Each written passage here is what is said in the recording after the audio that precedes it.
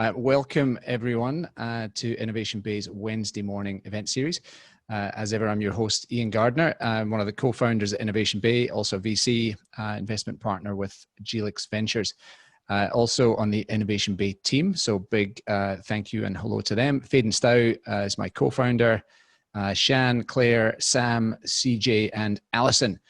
We're all working hard to support and connect the startup community across Australia. So hopefully you've been here before, but thank you for all joining us this morning. Special hello to those who are new, and really special hello to those tuning in from Victoria. Yeah, we share your pain. So Rachel, I hope you're hanging in there all right. Let's talk about Innovation Bay just quickly. If you haven't come across us before, and if you have, we can just remind you, we are the longest running community for founders and investors, and actually anyone who loves startups in Australia.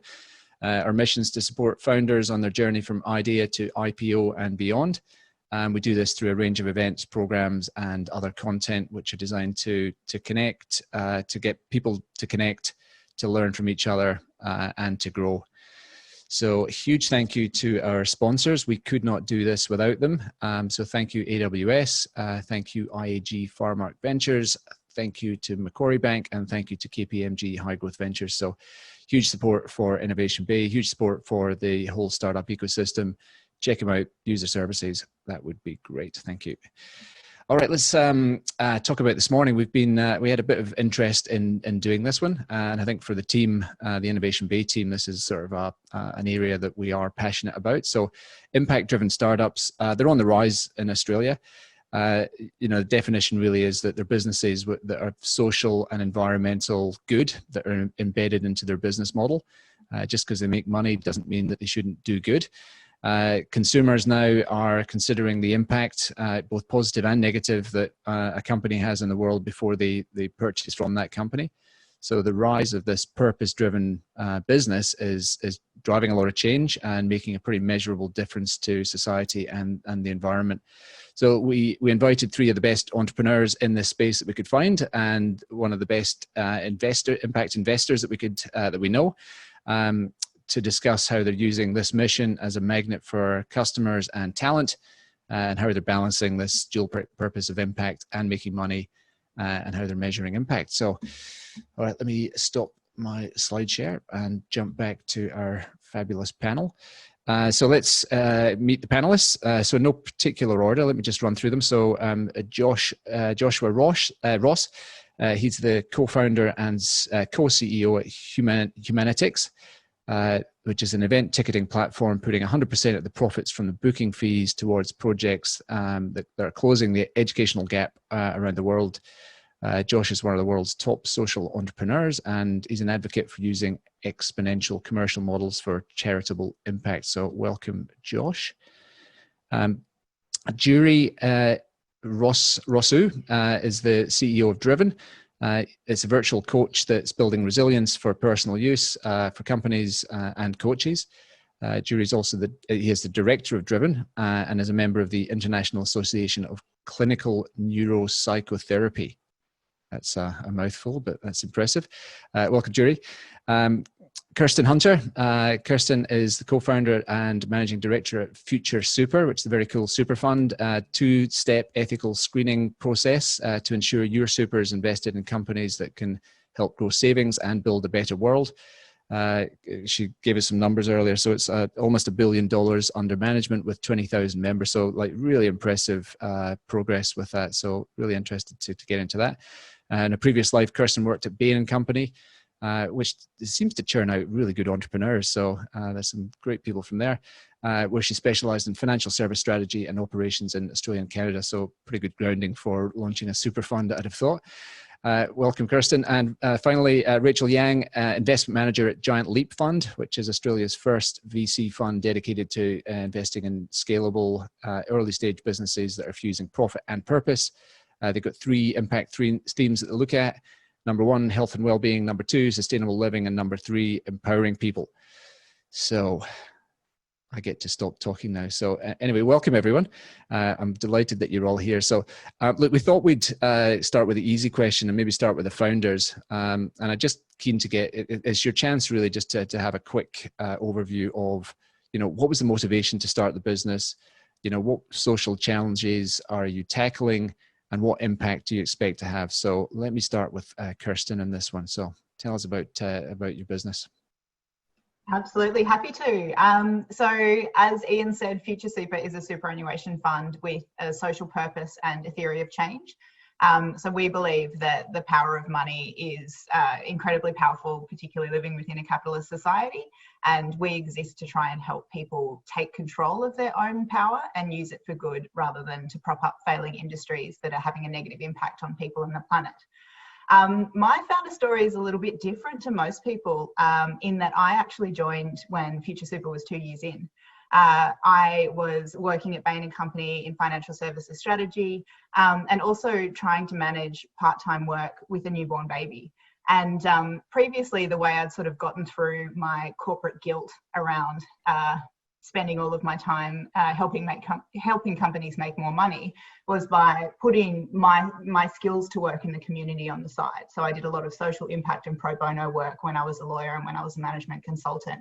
But that juggle didn't work anymore once I had my baby. And I also started thinking about the fact that all of these horrific forecasts around the impact of climate change would happen within her lifetime. So she'd be 26 in 2040 when the IPCC was talking about wildfires and food shortages and no more coral reefs. And I just couldn't handle that disconnect anymore, where I was spending my days on something that wasn't helping to change that future for her. So I started looking for a company that would allow me to bring those two parts of my life together, the really strong drive towards having a social impact and the fact that I was a deep financial services specialist.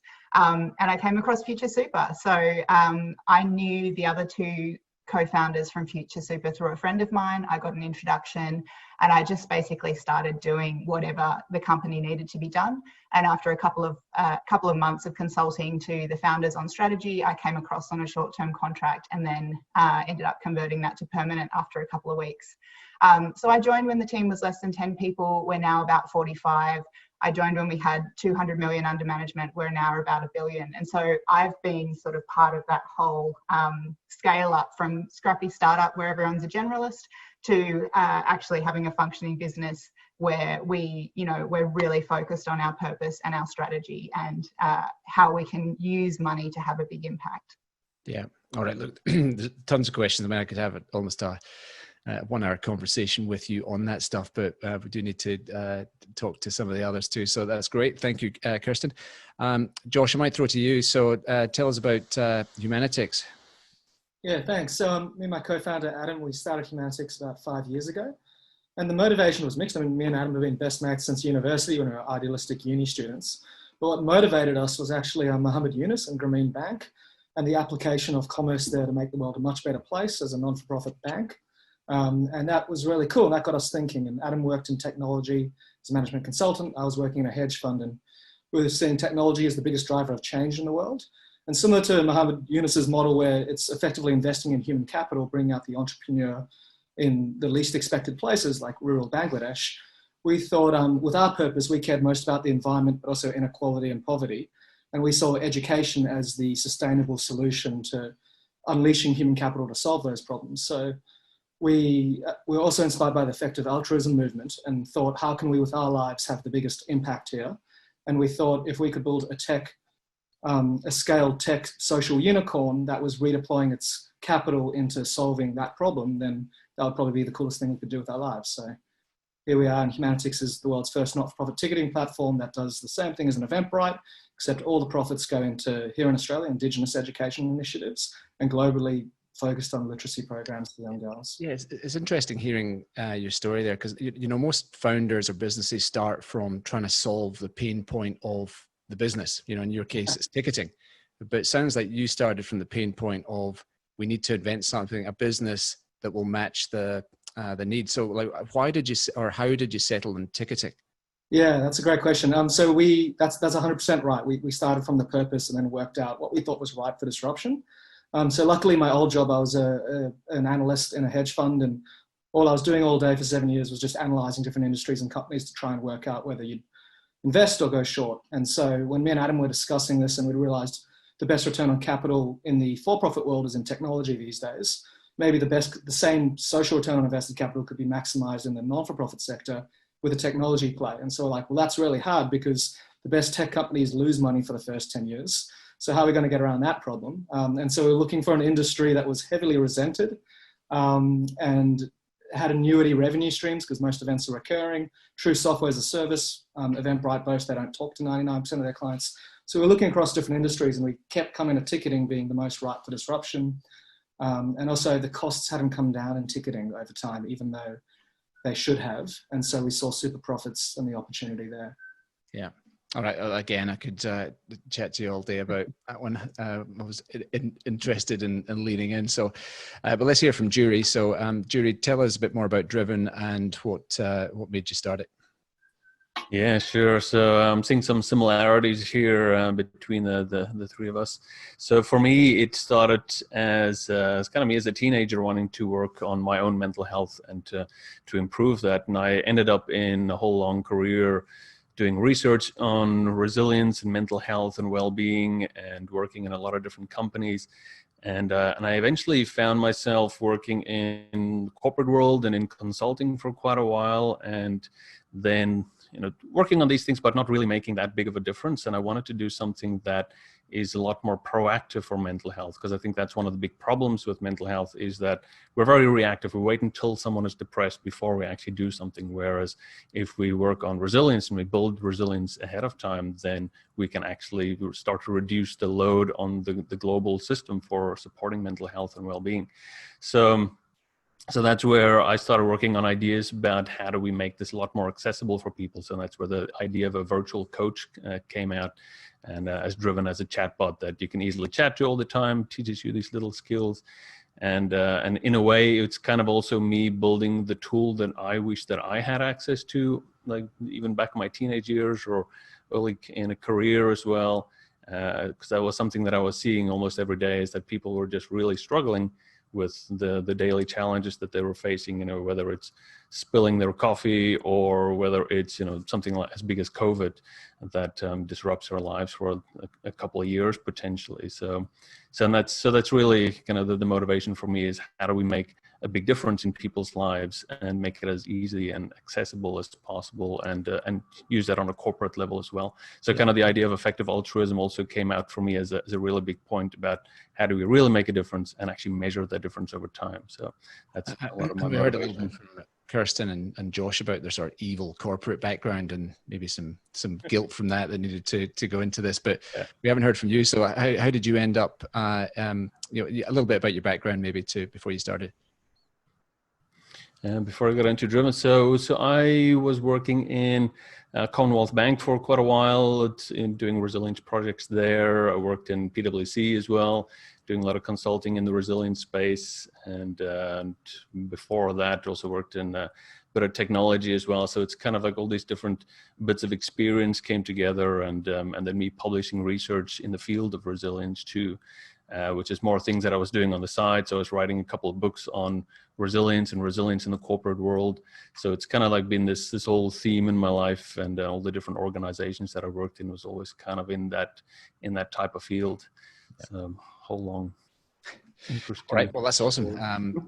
Really impressive group of founders there. So, Rachel, a couple of these already. I think Giant Leap has invested in a couple. So, do you want to tell us a bit more about Giant Leap and how you would, what do you look for in an impact business? Sure. So, Giant Leap, as Ian mentioned, impact-focused venture capital funds. So we ensure that the businesses that we invest in have impact embedded in the business model. So what we mean by that is for every dollar of revenue, effectively there's a unit of impact, whatever that may be, so that it can't be stripped out later. So it's not that the inputs are impact or, things that are along the supply chain necessarily. It's more about the outcomes and outputs and the way that they generate revenue. So we look at that as a starting point and then ensure that it fits with one of our three themes: health and wellbeing, sustainable living, and empowering people. And then we look at whether or not it can be measured, because we think it's really important to be able to measure something that demonstrates the impact that they're creating, not only for the business itself and just ensuring that it's on the right path and aligning with its mission. But also it's really important for customers because I think a lot of what Ian was saying before about consumers wanting to live more sustainably, that's definitely the case. You know, there's surveys being done, and there's one survey that said that 88% of consumers want brands to help them live sustainably. So we think that it's actually a competitive advantage. So being able to measure that impact and share it with consumers as well as our investors is the pathway to hopefully making investment, you know, all impact, so that impact investment isn't a new thing or a fancy thing. It's just the way that everyone looks at investing. Yeah, I mean, because with investing like this, I mean, there's the drive to improve the world and get that impact, but also as investors and, you know, certainly as founders and as early staff members. I mean, there is a selfish altruism in this, in that they do want to pay their school fees and pay off their mortgage and make some money, and you need to make a return to your shareholders. So how do you think about the balance between, you know, just driving for that impact and changing the world and making sure that there is profit and, you know, I'll use quote marks in this, but selfishness in the process? So that balance kind of comes from that idea of impact being embedded in the business model to ensure that the drive from a mission perspective as well as a business and revenue perspective is aligned. And so, you know, we think that impact businesses can also attract the best employees and retain them as well, and then also, you know, generate profits through attracting more customers. So I think that our thesis is you don't have to trade off one for the other. So I think there was a more kind of old school way of thinking has been to trade off. So you can only do charities and donations to make an impact, but we think that every dollar of capital can be used to do something good. Yeah. Yeah, I wonder if I can chime in there quickly. Yeah, so I kind of relate that to similar to as if you're someone that wants to help someone else, you have to look after yourself first so that you can help other people sustainably. And I kind of see that the same for businesses as well, is you have to have a successful actual business model to be able to then provide that kind of service sustainably in the market as well. So it's kind of how I see it. Look, when we were chatting at about 10 to 8 before we switched the mics on, you said something that I wrote down. So purpose is the biggest indicator of resilience, Jury. So, I mean, do you want to just, I mean, that's kind of related to that theme there, but do you want to unpack that a little? Yeah, and this is interesting because we were publishing research on, you know, the neuroscience of resilience. What are the different aspects of resilience and what contributes to an individual actually having that mental strength? And one of the biggest things that we found with that is that if you have that personal sense of purpose, you know, that sense of meaning, that allows you to put everything else into perspective, and it gives you something to consistently and you know, really persist towards and achieve your goals. And I think that's exactly the same for businesses as well. If you have that clear purpose that you can very succinctly communicate to the staff and everyone can buy into that, that's something that allows for a lot more sustainability, a lot more opportunities as well. And especially customers can see that as well, and they can buy into that as well. So purpose is actually, for me, it's the most important thing that we as individuals, as businesses, and as a society can have. Yeah. All right, let's keep rolling. So, I mean, those of you that know me will know I can ask questions all day, and we've got plenty, but we're keen to get as much input from the audience as well. So on your screen, you've got a Q&A function. I think the chat room is running. As ever, it's very busy. So thank you for participating in there.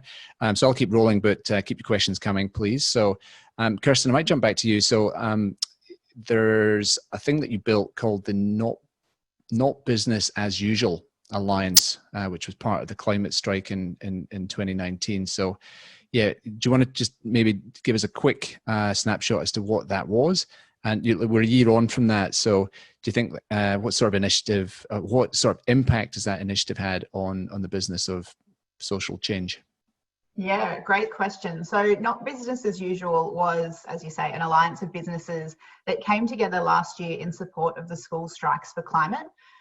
So it was in September last year, and it really started when a bunch of our staff at Future Super were asking if they could take time out to attend the school strikes because they happened on a Friday, so it's during work hours. And of course we said yes. And then we thought, but actually all of us want to go to the strikes. So we decided that we'd shut down our business for the day so that our whole team, if they wanted to, could attend the school strikes. But as part of that discussion, what we realised is there's a real opportunity here for other business leaders who also care about what's happening in the world around them to support their staff to be able to attend the strikes. We figured the number one reason why adults wouldn't attend the strikes in support of the school students was for fear of reprisal of missing work or being worried about being judged by their colleagues. So we started out with just looking to get a group of 20 business leaders to commit and say that they would allow their staff to take time out of the workday to attend the school strikes without having to take leave or without having to, apply and get approval. We ended up with over 3,000. So it was an incredible wave of support from the business community. And as a result of that alliance, around 150,000 Australian workers were able to participate. So we actually doubled the attendance at the school strikes by virtue of having businesses support. Yeah. What was really impactful about it for us as Future Super was it was the first time that we had really asked ourselves the question of, what are we uniquely placed to do to support this movement from the students? Previously, we've supported by, offering a donation to the charity for everyone who joined. So sort of like an incentive-based program, which is very self-serving for the company and doesn't really support the movement. And so rather than doing that and sort of jumping on board the bandwagon, we thought, how can we actually add to this? And so, the result was incredible with the businesses that got on board, but it's really changed the way we've thought about what is Future Super's role in crises, in movements. We've reflected that through how we've responded to the bushfires, to coronavirus, and it's changed a lot about how we see the role of our business and business more broadly within these times. Yeah. I think what was also really impactful was just the scale of businesses that were involved and the message that sent to the government and those in positions of power on these decisions, that business is not an amorphous community that is solely focused on profit. And the business community is often used as an excuse for inaction on climate change. And what that movement did was say, well, actually, we don't want to be your excuse anymore. As businesses, we are supporting these school students to ask for action on climate change. And just really quickly before I jump from you, what was the main benefit for Future Super in this? Was it the fact that you were seen to be doing something good? I mean, was it, because obviously there was some upside, but was it your staff being happier, or was it an indirect marketing benefit? Like, yeah, why did you do it? Really why we did it is we look for tangible ways to demonstrate our purpose through our action. And it's sort of a bit of a if this, then this rationale from a business perspective. There is no tie to we do this and then X number of members join. It's more that we live in a world where greenwashing is rife, particularly within financial services. The amount of advertising that people get smothered with, of people talking about renewable investment when actually it's 0.00001% of their portfolio, is just overwhelming. And so we look for ways to differentiate ourselves from that by the way we act. And this was a really tangible way for us as a business to say, not only are we closing our doors for the day and, giving up that sort of revenue ability to serve our members, we're doing that loudly and publicly and in a way that takes other people with us. The downstream effect was actually this movement got a lot of media. That brought a lot of attention to Future Super. It resulted in our biggest months of joins ever. And then off the back of that, because of that change that it sparked in the way we think about ourselves, we've had an incredible period of growth over the last year as people are recognising that Future Super is not just a greenwashing brand. We're an impact-focused superannuation fund that does what it says it does. Yeah. All right. Very cool. Josh, I might jump over to you. I mean, look, the questions around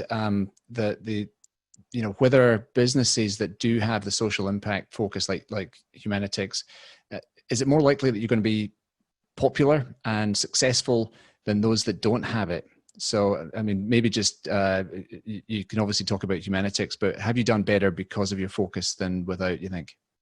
Yeah, it's an interesting question. I was chatting to one of our board members who's also on the board of Good Start, which is the early learning ABC, ex-ABC, and I think that's one of the best examples of social enterprise in the country. most of their parents wouldn't know that their children are in a non-for-profit childcare centre. They'd be there because they provide the best service. A lot of all our clients know that we're supporting great projects, but most of them don't know that we're a registered charity with no investors.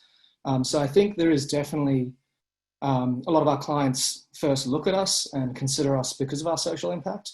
But ultimately, if your product doesn't hold up and you're in a highly competitive industry like ticketing, where there's a million Me Too's, or childcare, where it's incredibly competitive, you can't just rely on it. And I think that, you know, would be a massive mistake of a social entrepreneur to be like, I'm going to win because I'm the good guy. And so I think it's definitely a marketing element. It's to Kirsten's point there, that the real danger is that, you know, who's going to win this fight at the end of the day if you can just greenwash your business? So, you know, I don't think you can just rest on that. You still need to win the business fight and be the best service, the best value. You can't just charge an ethical premium.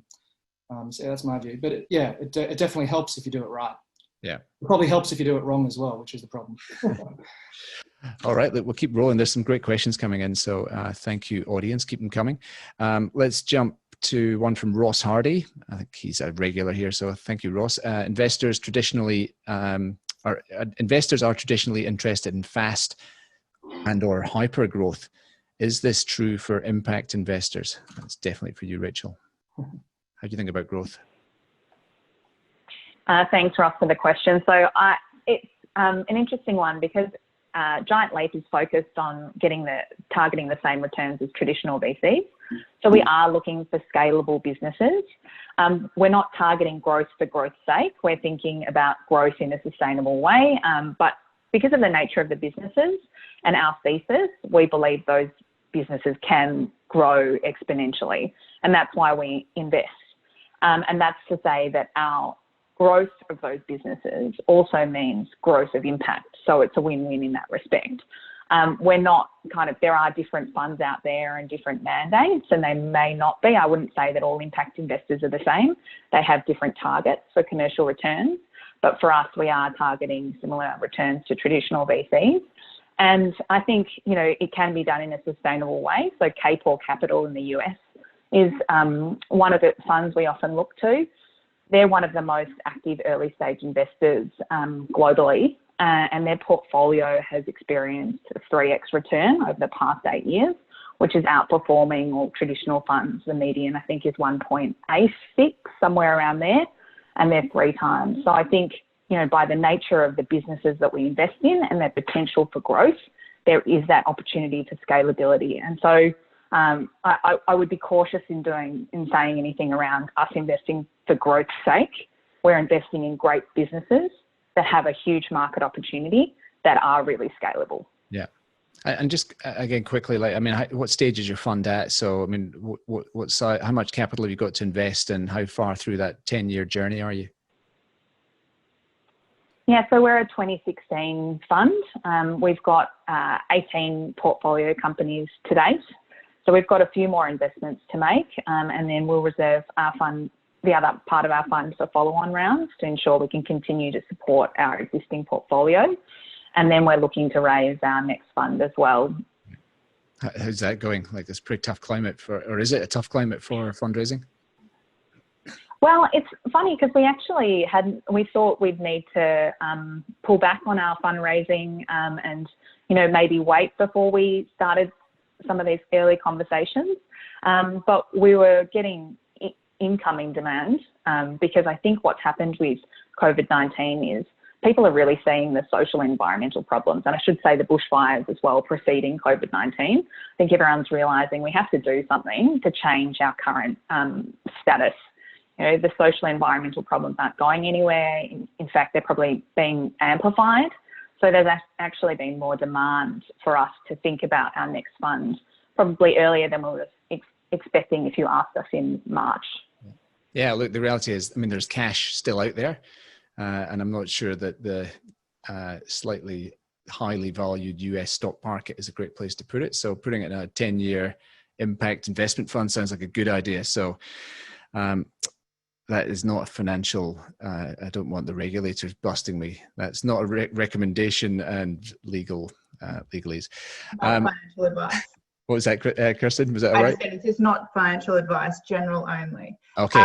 But I was just going to say, as another data point to that, Future Super is just in the final stages of completing our Series B. So, you know, in this environment, in this market. So I think there is capital out there that's looking for a home. Yeah, no, there is. So if you are raising money, now is a better time to do it than later. I mean, that's a truism generally, but it's not a terrible time at the moment. Julie, I might jump to you with a different question. So it's around how you should, you know, if you're thinking about going into the sort of impact area, I mean, what's the best way to frame the problem or define the purpose that you want for your business? Like any suggestions, any good frameworks that you could think of?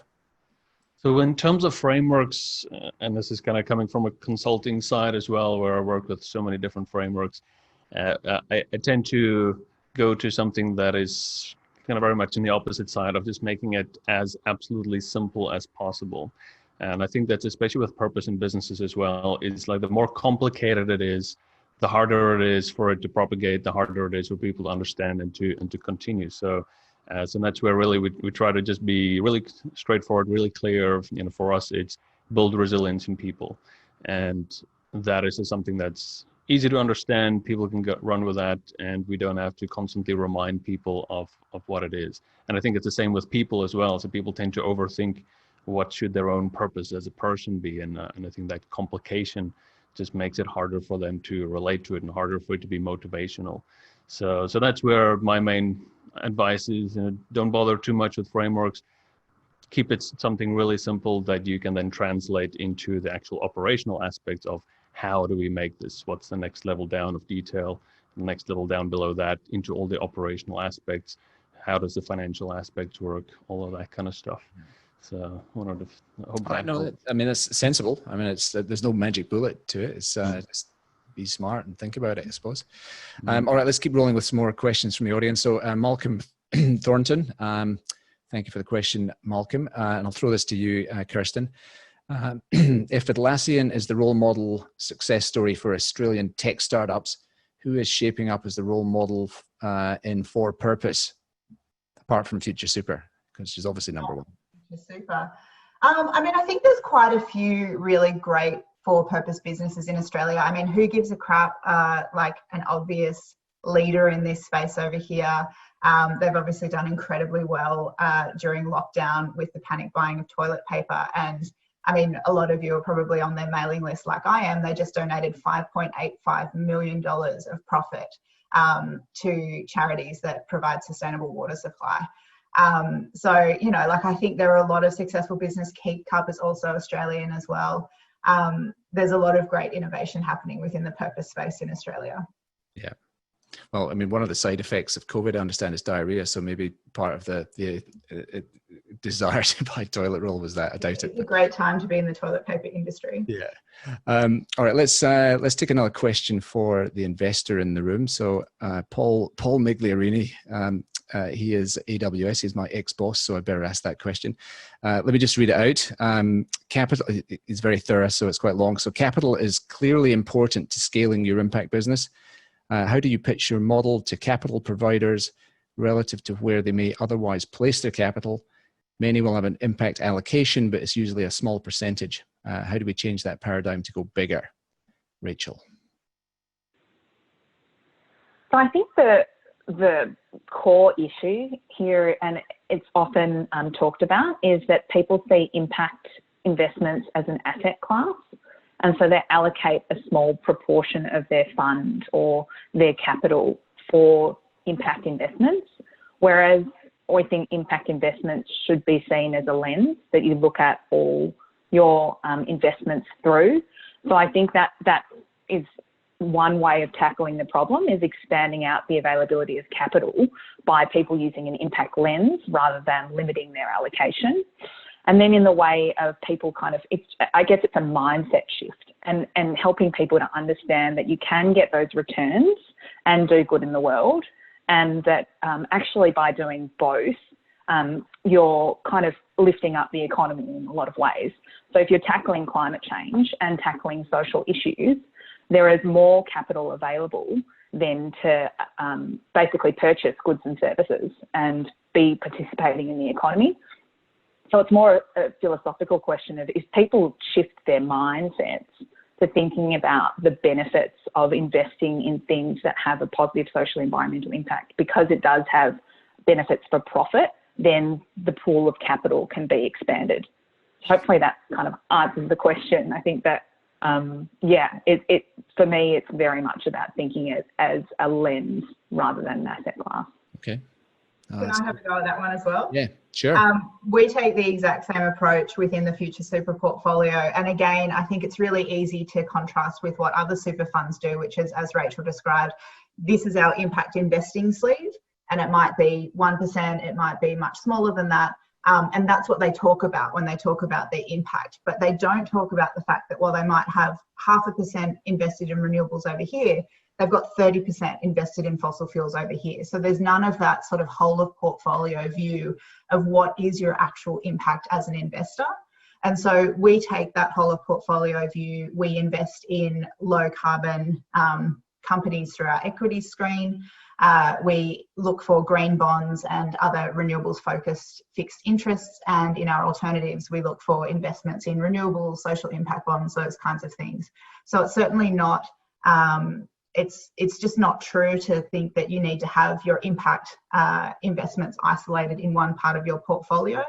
Every investment decision you make has an impact, and therefore you can't just talk about the positive impacts in the absence of the negative impacts.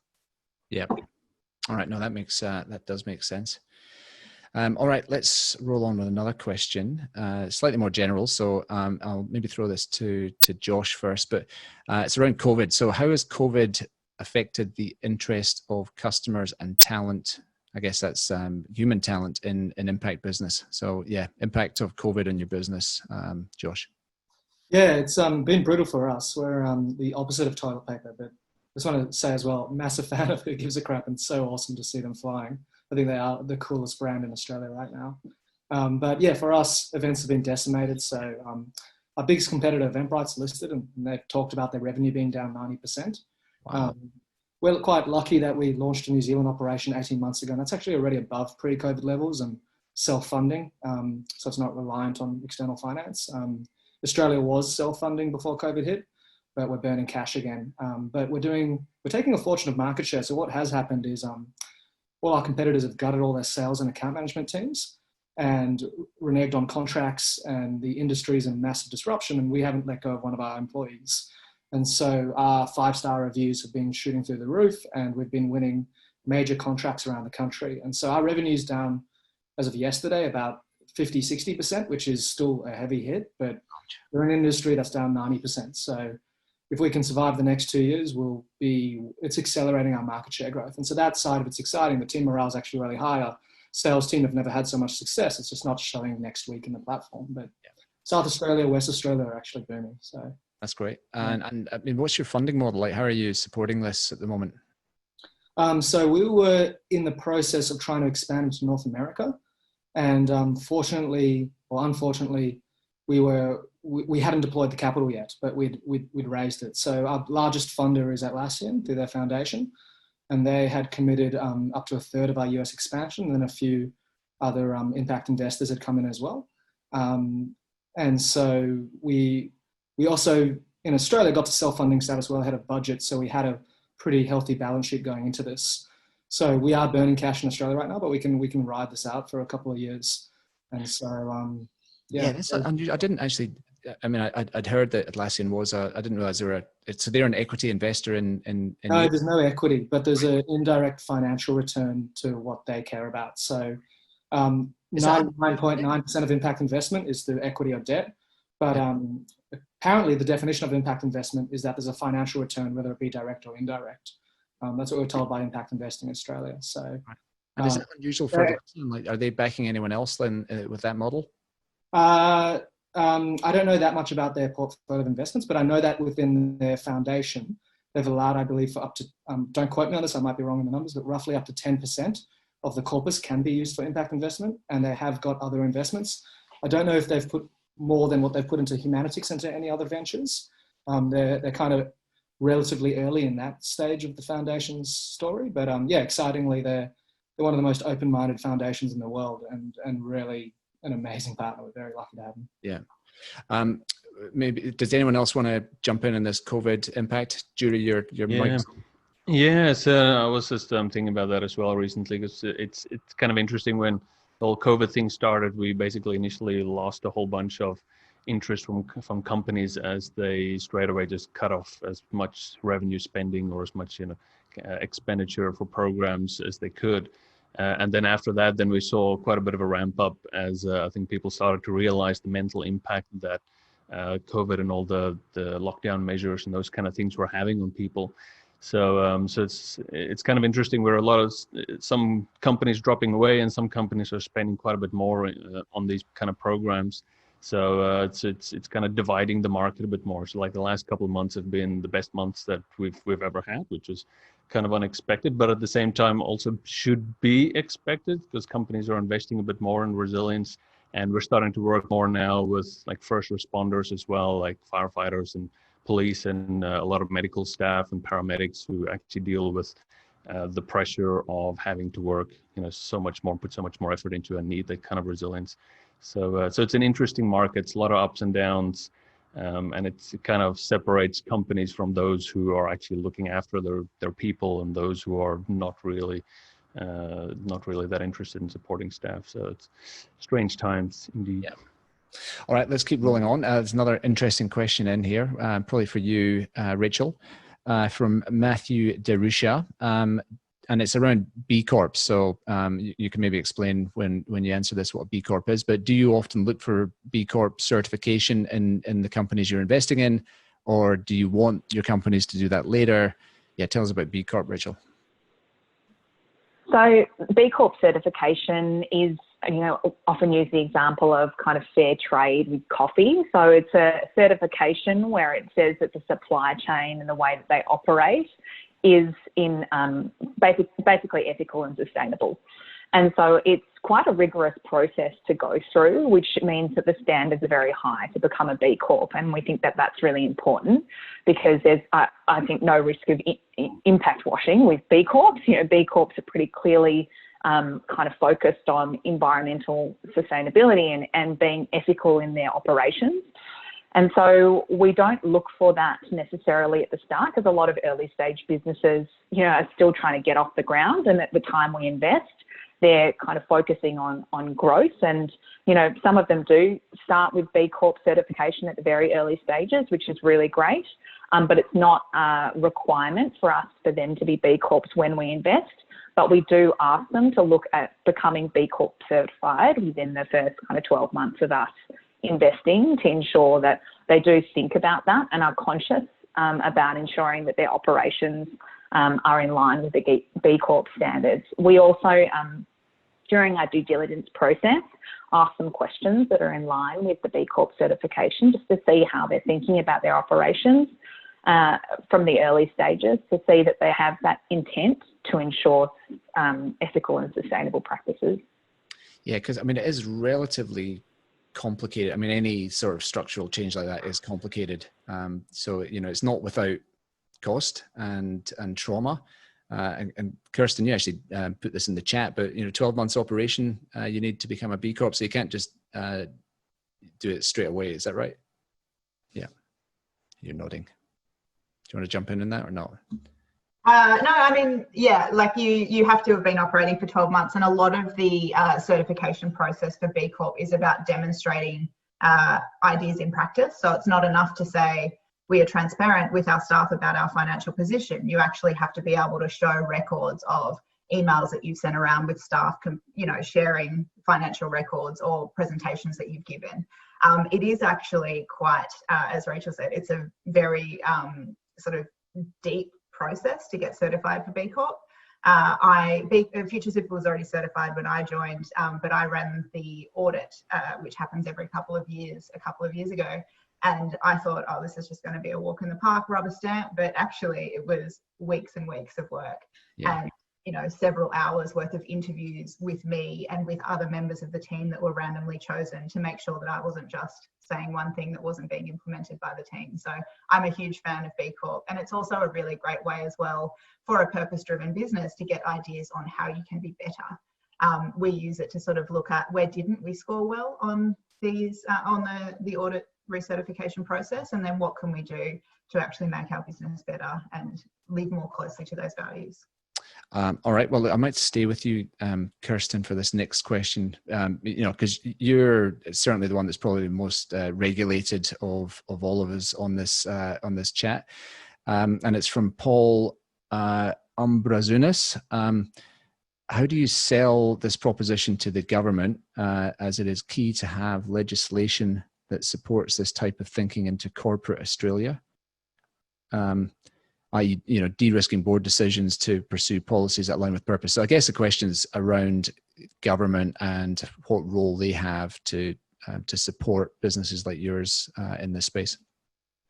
Yeah, absolutely. I mean, the government has a huge capacity to really, make decisions that are going to change the future for Australia, for the world, as far as climate change, things like how much we invest in fossil fuels, what kind of subsidies we're willing to provide from taxpayer money to the fossil fuel industry versus the renewable energy industry, what expectations we have on boards to take climate change implications into account. There are all of these ways in which the government has the potential to really shift the way we think about climate change in corporate Australia, that so far they are not taking up that challenge. But what's really great to see is that business and the community aren't sitting back and waiting for that to happen. So, at Future Super, our whole mindset is show, don't tell. And we see ourselves as sort of being, the radical superannuation fund pushing the boundary to make it easier for others to follow. So before Future Super, people would have said, you just can't have a balanced portfolio, a diversified portfolio in Australia that doesn't include fossil fuels. It's so rife in Australia. Well, we can, and we show you. People would say, you can't deliver great returns without investing in fossil fuels. And we say, well, yes, you can, and we'll show you. And so off the back of that, we make it easier for other investors to follow. And then I think there are some really awesome examples of people in the community taking that action as well. There's 2 young people who've got legal cases against rest superannuation about not declaring their risks from climate change to a young person's superannuation. There's another young person recently who's taken action against the government for not declaring the climate associated risks of government bonds. And then on top of that, I think you see things like I can't remember which organisation it is, but the governing body for company directors, talking about how directors need to take into account climate change as part of their fiduciary duties in stewardship for the companies. You see other superannuation funds like Hester, First State, who have recently made announcements about moving towards net carbon zero in 2050. Now, I'd love to see that be 2030, but it's still a great step to be having this conversation within the majors. Yeah. So I think AICD, it was Ariane just to turn the chat. Perfect, thank you. So while I think that the government could really step in and have a tremendous impact, I think we don't have to wait for the government to do it, and there's plenty that each of us can do through our investment choices, consumer choices, and our lobbying action that will make that change happen regardless of when the government gets on board. Yeah. All right, we're down to the last 5 minutes or so a few more questions. This is kind of an unfair question for you, Rachel, so I'll maybe get you to answer it and then throw it to the others. This is from Vijay Solanki. Besides Giant Leap, which VCs are the most progressive when it comes to purpose-driven startups? So yeah, give your competitors a shout out, Rachel. Sure, it's an interesting one because I will say that impact is really subjective depending on, I guess, the mandate of the fund and how they view impact. And so I think each of the funds is starting to gradually talk more about impact. So one example is we co-invested in a business called Amber alongside Square Peg, and they spoke about the way that so basically Amber is an electricity retailer. They expose you to the wholesale price, but the values are aligned. And so it's more about moving people towards using electricity at the times when renewables are on the grid. And that was something that Square Peg spoke about when they were announcing the investment. And then other things like StartMate and Blackbird, the way that they're thinking about diversity and inclusion and ensuring that they can bring women through the fellowship. So there's a big issue with, female founders not being supported in VC and also not feeling like they can be in the startup world. It's quite kind of previously and traditionally a blokey kind of culture. And I think that they're really trying to change that. So I think impact can be viewed in a lot of ways, but the way that they're thinking about impact as well. And Airtree ran a session, I think, on B-Corps, which I believe Kirsten was a part of too. So, you know, talking about B Corp, talking about impact, talking about diversity and inclusion and the way that we can be a more diverse ecosystem, I think it's really important. And I think a lot of, you know, I guess it's friendly competition for us. You know, we think it's really important to have more people talking about impact. And there's another one, Tidal VC, which talks about impact as well. So I think it's really depending on the different mandates of the fund. I think lots of funds are doing great work in this space, and we're really glad to be a part of it. Yeah, look, certainly when we, being GLIX, was thinking about it, like, you know, do good, you know, that is the number one thing that we look for. I mean, the rest of it, we you know, we're not explicitly just for impact, but there is a do good on there. So I think it's very important for everyone. I mean, it's just the right thing to do. I mean, it's like, you don't want to be a dick and you don't want to destroy the planet or do the wrong thing by certain groups of people. So it's just be nice as an investor. Like, I might ask that same question to you, Josh. I mean, you obviously picked Atlassian as the partner for this one. I mean, did you have options? Like, who else did you look at? Like, what's your observation of the investor landscape from a founder's perspective? Yeah, we're quite unique in that we don't have equity. And when Atlassian initially backed us, we had revenue, but we were early stage as a tech company with no hard assets. So we were really looking for foundations and high net worth philanthropists who would look at us for an impact investment, but without a direct financial return. And most foundations in Australia and most philanthropic money is not built with these types of ideas in mind. So most foundations are boxed in by a mandate, and not many people have died from ticketing, so there's not many mandates that have us in them. And then because we're in effect, in some reasons, an intermediary, that boxes out of even more foundations. Then in most foundations, you don't have VC type staff who can actually assess a model like Humanitix from a return on capital perspective, which you need to appreciate what we're doing. Yeah. And so we were definitely, Atlassian chose us, not we chose them, although we were grateful it was them that chose us, but there's a bit of reason behind that. They understand tech and scalability. They're not controlled by faceless shareholders. Their founders set the culture. And so their foundation has a mandate to think and to be open-minded about how they can have the most impact from an education lens around the world. And so, yeah, we were, and then they also, for us, the equivalent of smart money. They don't just fund us. For example, their head of security, once every 12 months, him and his team try and penetrate our platform and then work with our CTO and our developers to plug any gaps they find. They just helped us significantly with our global infrastructure as we go into North America. And so they're the perfect partner, and we're incredibly lucky that we got rejected by so many traditional foundations that we had to keep looking that we found them. And they're an organization we can grow with. But it has gotten easier as the runs on the board, and we've been able to show this isn't just in theory. We can actually have a way better return on philanthropic capital than a 1-to-1 ratio. And so now that we're expanding to North America, it has been easier, although still not easy to raise capital. Yeah, that's kind of our experience. It's a slightly separate question, but it just popped in my mind. But have you had to be selective about who you allow to sell tickets on your platform? Like, you probably wouldn't sell tickets to a Trump rally or a anti-vax campaigner or something like that. Yeah, really interesting question. An issue we haven't had to deal with yet that we know of. So we haven't had any like super controversial events. But you know, the world of events is incredibly colorful. So we'll have everything from the hedge fund conference to like some weird kinky workshop in Newtown. It's very diverse. But we haven't had to deal with that issue yet. I mean, I think our view would be, as long as it's not illegal, we're not going to get we're going to try and stay out of the game of censorship and politics. We don't fund anything that's political or religious, although plenty of political or religious groups use our platform for their events. We're not against religion or politics.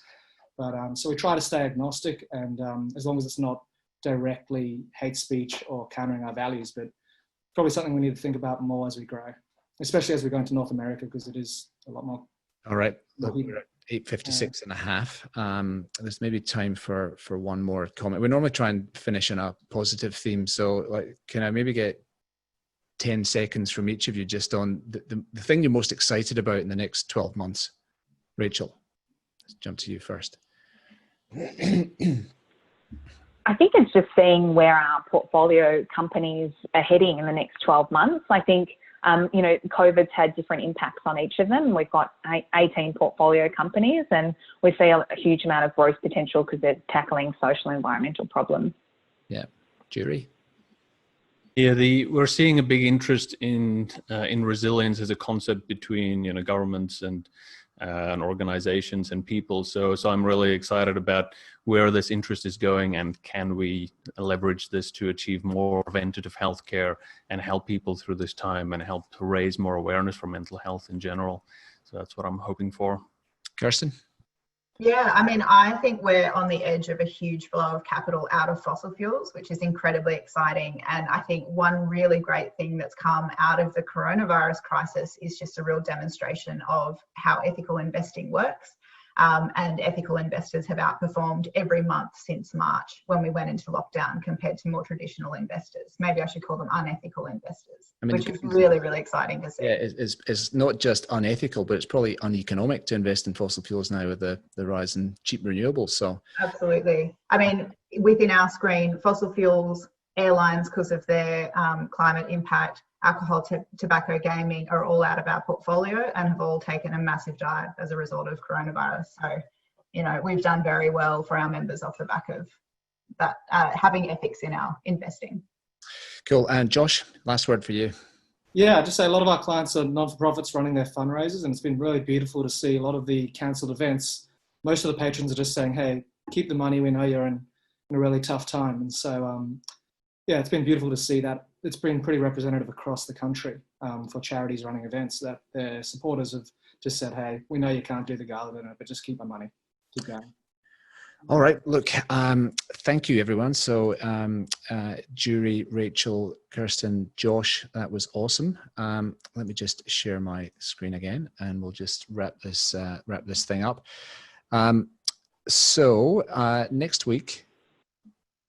In fact, that's not next week. Next week, we haven't announced the panel yet. So we are going to be here at the same time, same place. And that will come out later this week. So we're just finalizing the last speakers. But it's going to be good. That's all I can say. We have released our news special podcast. So if you've not been listening to that, then get in behind the headlines. We've got Angus Harvey, Bede Moore from Antler, and Lauren Hall from Ivy. So that was a fun session. So tune into that. And there's a great podcast coming out later this week. In fact, I won't give you the tease, but it's going to be really good. So that's coming out in the next couple of days. Thank you once again to our national sponsors, Macquarie, KPMG, AWS, and Farmark Ventures. We could not do this without you. Let me switch this off so we can all wave goodbye. And yeah, look, thank you for our panel once more. And look, audience, a great chat in the chat. Thank you for the questions. I've been your host, Ian Gardner. We're here to support you, so let us know how we can help. And yeah, we'll see you next week. Thank you.